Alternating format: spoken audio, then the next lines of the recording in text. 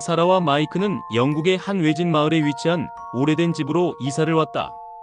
이 집은 오래된 고풍스러운 건축과 넓은 정원을 자랑했지만 그들이 도착했을 때 마을 사람들은 조금 불편한 표정을 지으며 그 집에 대해 이야기를 꺼냈다. 그러나 사라와 마이크는 그런 경고를 무시한 채 그 집에서 새로운 삶을 시작하기로 했다. 이 집은 그들에게 평화롭고 고요한 생활을 선물할 것 같았다. 처음 몇 주간은 모든 것이 평화로웠다.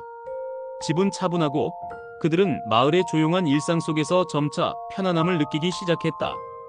그러나 시간이 지나면서 그들은 알지 못하는 기이한 일이 집안에서 일어나기 시작했다. 사라가 처음 이상한 기운을 느낀 것은 어느 날 밤이었다.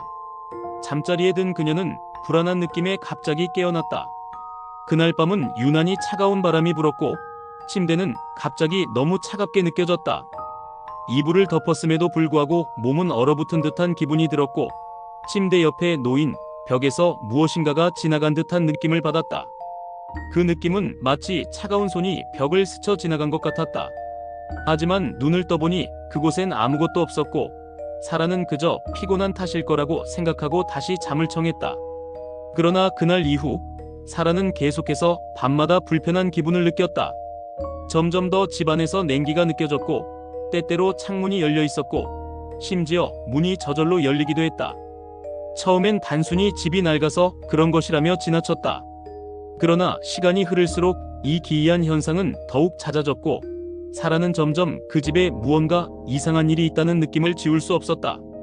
어느 날 마이크가 집에 일찍 돌아오고 사라가 그의 손을 잡으며 말했다. 오늘 밤 다시 차가운 손을 느꼈어. 마이크는 그녀의 말을 처음에는 그저 꿈이나 상상력에서 나온 일이라 생각했다. 그러나 사라는 그의 손을 잡고 있었다. 그의 손은 차갑고 마치 얼음처럼 차가운 느낌이었다. 그는 얼음처럼 차가운 그 손의 느낌에 불안감을 느끼기 시작했다. 이 집에 뭔가 있지 않니? 사라는 마이크에게 물었다. 그들은 그 후로 계속해서 밤마다 차가운 손을 느꼈다. 마이크는 점차 이 집에서 일어나는 일들이 단순한 우연이 아니라는 것을 깨닫기 시작했다. 그 손은 잠을 자고 있을 때나 거실에 있을 때나 심지어 마이크가 일을 하러 나간 동안에도 계속해서 느껴졌다. 사라는 이 손이 점점 더 가까워지고 있다는 느낌을 받았고 마이크는 그 기운을 함께 느끼며 두려움을 감추지 못했다. 하루는 사라가 마이크 없이 집에 혼자 있을 때 그녀는 또다시 차가운 손의 존재를 확실히 느꼈다. 그 손은 침대 옆으로 지나갔고 손끝이 그녀의 팔을 스쳤다. 그 순간 사라는 극도로 차가운 기운에 얼어붙은 듯한 기분이 들었다. 마치 그 손이 자신을 붙잡고 놓지 않으려는 것처럼 그녀는 몸을 움직일 수 없었다.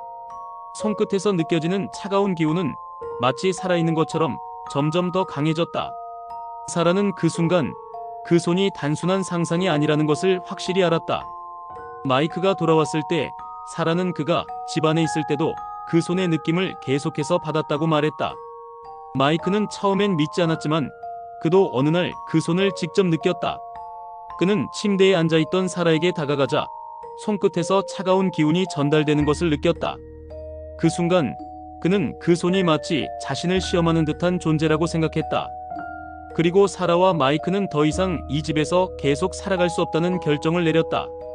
그들이 이사를 가기로 결심한 후 그들은 마을의 오래된 주민을 찾아가 집에 대한 이야기를 물어봤다. 그 노인은 오래전에 그 집에서 한 남자가 의문스러운 죽음을 맞이했다는 이야기를 들려주었다. 그 남자는 자살을 한 것으로 알려졌지만 마을 사람들은 그의 죽음이 단순한 자살이 아니었다고 믿었다.